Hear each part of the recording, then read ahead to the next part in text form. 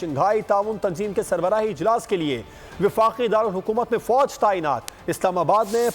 پاک فوج کے دستوں نے سیکیورٹی کی ذمہ داریاں سنبھال لی۔ شہریوں کی جان و مال کے تحفظ اور امن و امان برقرار رکھنے کے لیے پاک فوج کا گشت شروع۔ پاک فوج کے دستوں نے ڈی چوک کا کنٹرول سنبھال لیا۔ وزارت داخلہ نے آئین کے آرٹیکل 245 کے تحت پاک فوج کی سیکیورٹی تعیناتی کے احکامات دیے۔ سیکیورٹی ذرائع کا کہنا ہے ایس سی او سمٹ کے دوران کسی کو انتشار پھیلانے کی اجازت نہیں دی جائے گی۔ شنگھائی تعاون سربراہی اجلاس کے لیے وفاقی دارالحکومت میں فوج تعینات کر دی گئی ہے اور عوام کے جان و مال کی حفاظت یقینی بنائیں گے۔ نوٹیفیکیشن کے مطابق شہر میں فوج 17 اکتوبر تک تعینات رہے گی۔ شنگھائی تعاون تنظیم کے سربراہی اجلاس کے لیے وفاقی دارالحکومت میں فوج تعینات کر دی گئی ہے۔ علی رضا ہمارے ساتھ موجود ہیں، ان سے اس بارے میں مزید تفصیلات جانیں گے۔ بتائیے گا علی رضا صاحب، اس وقت کیا وہاں پر شنگھائی تعاون تنظیم کے حوالے سے فوج تعینات کر دی گئی ہے؟ ایک سیاسی جماعت وہاں پر پروٹیسٹ بھی کر رہی ہے، صورتحال کیا ہوتی دیکھ رہے ہیں آپ؟ دیکھیں، آج تک تو پاکستان کی تاریخ ہم نے دیکھی نہیں ہے کہ پاکستان کے عوام چاہے وہ کسی بھی جماعت سے ان کا تعلق ہو یا کسی جماعت سے نہ تعلق ہو، فوج کے سامنے کبھی بھی کھڑے ہوئے۔ تو کیونکہ وہاں پر آپ سیکورٹی فوج کے حوالے کر دی گئی ہے، تو فوج جو ہے وہ آئی بھی آئین کے آرٹیکل کے تحت بھی شنگھائی تعاون تنظیم کے اجلاس کیے۔ وہ ایسا نہیں ہے کہ کسی سیاسی جماعت تو اس کو سیاسی رنگ بھی نہیں دیا جا سکتا، وہ تو اپنی ڈیوٹی سر انجام دینے آئی ہے۔ تو ہم نے دیکھا نہیں ہے کہ عوام جو ہے وہ اس طرح سے کبھی فوج کے سامنے کھڑی ہو، یا جو ان کا ایک رد عمل عوام کا پولیس کے لیے ہوتا ہے وہ فوج کے لیے آج تک تو دیکھا نہیں ہے۔ لیکن ایک سیاسی جماعت جو سیاسی جماعت اس وقت ڈی چوک میں پہنچنا چاہ رہی ہے اور پیش قدمی کر رہی ہے ڈی چوک کی طرف، ریڈ زون کی طرف، اس کی تاریخ بدقسمتی سے ایسی بن چکی ہے ثانیہ 9 مئی کے بعد کہ انہوں نے فوجی تنصیبات پر حملے کیے تھے۔ لیکن اس بار ان کے پاس بہت اچھا موقع ہے کہ اپنا تشخص جو ہے وہ ایک پرامن سیاسی جماعت کا وہ بحال کریں اور فوج کے ہوتے ہوئے وہ کوئی بھی ایسی انتشاری جو سرگرمی ہے اس کا حصہ نہ بنے، جس طرح سے 9 مئی کے جو سانحے میں وہ اس جماعت نے کردار ادا کیا تھا، ان کے لوگوں نے، ان کے کارکنوں نے جو ہے وہ استعمال ہو گئے تھے سیاسی طور پر۔ تو اس وقت بہت اچھا موقع ہے کہ اس تشخص کو بحال کیا جائے اور فوج۔ تو علی رضا صاحب، آپ کا تجزیہ کیا کہتا ہے؟ آپ کو لگتا ہے تشخص بحال ہو سکتا ہے؟ وزیر اعلیٰ خیبر پختونخوا اٹک پل پر موجود ہیں، وہ بھی شہر اقتدار میں آنا چاہتے ہیں، ایس سی او ڈیلیگیشن بھی آنا شروع ہو گئے، ایس سی او کے حوالے سے ہی فوج بھی وہاں پر تعینات کر دی گئی ہے۔ کیا مستقبل کا منظرنامہ بنتا دیکھ رہے ہیں؟ دیکھیں، مستقبل کا منظرنامہ بہت ہی خطرناک ہے، کیونکہ جو عزائم ہے وہ سیاسی نہیں ہے، اور جب سیاسی عزائم نہ ہوں تو پھر معاملات انتشار کی طرف جاتے ہیں۔ اگر کوئی سیاسی عزائم کے تحت آتے، سیاسی عزم کر کے اپنا احتجاج جو ایک ہر سیاسی جماعت کا حق ہوتا ہے وہ ریکارڈ کرانے آتے، پھر تو یہ خود کہتے کہ نہیں جی ابھی پاکستان میں، چونکہ یہ ہم سب کے لیے ہے شنگھائی تعاون تنظیم کا اجلاس، نہیں وزیر اعظم کا دورہ ہم سب کے لیے ہے، معیشت بحال ہو رہی ہے تو صرف مسلم لیگ نون یا فوج کے لیے نہیں ہو رہی، پوری پاکستان کے عوام کے لیے ہو رہی ہے۔ تو یہ قومی جماعت ہونے کا ضرور ثبوت دیتے اور خود کہہ دیتے کہ جناب جب تک یہ تمام ایونٹس نہیں ہو جاتے اور جو ہے پرامن طریقے سے سر انجام نہیں پا جاتے، ہم اپنا جو احتجاج ہے، ہمارا جو سیاسی اختلاف ہے، اس کو ہم ملکی مفاد کی خاطر جو ہے وہ ملتوی کر دیتے ہیں۔ تو وہ انہوں نے نہیں کیا، تو اس سے تو یہی میسج ملتا ہے کہ سیاسی عزم نہیں ہے، عزم یہاں پر کوئی اور ہے کہ اس ایونٹ کو استعمال کرتے ہوئے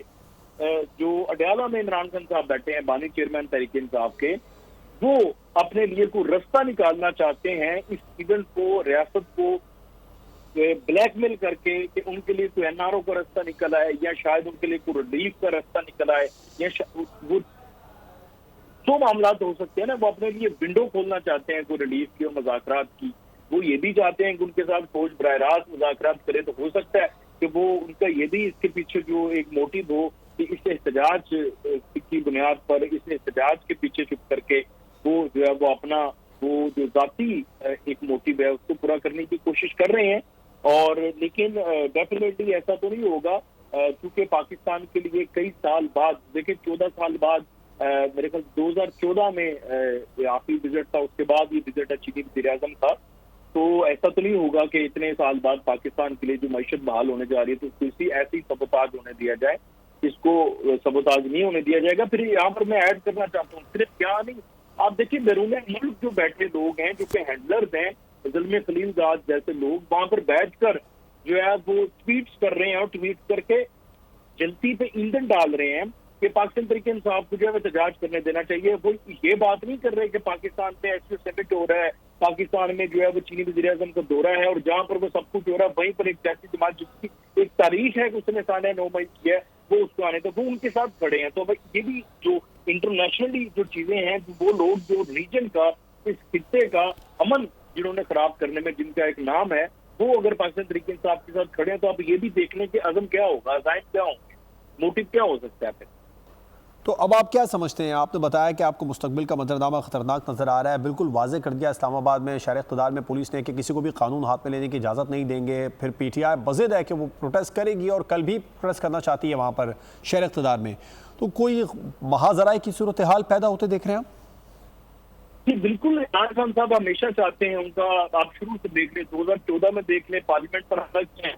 سپریم کورٹ کے باہر جو سب کچھ کیا تب بھی تصادم چاہتے تھے اور آپ نے اس وقت ویڈیو کال لیک ہوئی, اس وقت باقاعدہ لاشوں کا ذکر کیا گیا, طاہر القادری صاحب لاہور سے نکلے اس وقت بھی تصادم چاہتے تھے, اب بھی اسی طرح کی صورتحال پیدا کرنا چاہتے ہیں کہ تصادم ہو. اور لیکن اب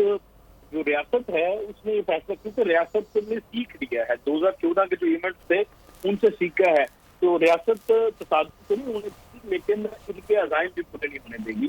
اور اس کے لیے جو انتظامات ہیں وہ پورے ہیں. اور دیکھیں یہ احتجاج کی بات کرتے ہیں لیکن کیونکہ یہ پہلے ریاست کو دھوکہ دے چکے ہیں اور یہ 9 مئی کر چکے ہیں اور اس لیے ان پہ اعتبار نہیں کیا جا سکتا کہ ایک دن آئیں گے اور یہ واپس چلے جائیں گے, کیونکہ ان کے 70% جو لوگ ہیں وہ یہ کہتے ہیں کہ دھرنا دینا ہے. اسد کیسر کو دیکھ لیں, باقی چند لوگوں کو دیکھ لیں, وہ کہہ رہے ہیں کہ ہم تب تک بیٹھیں گے جب تک اڈیالہ میں بیٹھا عمران خان ہمیں حکم دے گا کہ چلے جاؤ تب ہم جائیں گے. تو اس کا مطلب کیا ہے کہ آپ کب تک بیٹھیں گے؟ آپ 14-15 تاریخ تک بیٹھیں گے جب تک ایسی سمٹ ہوگا. تو یہ تو آپ مطلب اس سے تو انٹینشن واضح طور پر نظر آتے ہیں کہ آپ ان ایونٹس کو ٹارگٹ کر کے جو ہے وہ بیٹھنا چاہتے ہیں وہاں پر. حالانکہ اس سے پہلے بھی احتجاج کر سکتے تھے, اس کے بعد بھی احتجاج کر سکتے تھے, اچانک جلسے ختم کر کے احتجاج کی طرف کیوں آئے؟ بالکل ٹھیک ہے. سینئر تجزیہ کار علی رضا شاف پول نیوز سے بات کر رہے تھے, آپ کا شکریہ. سبسکرائب کریں اور بیل دبائیں تاکہ کوئی خبر رہ نہ جائے.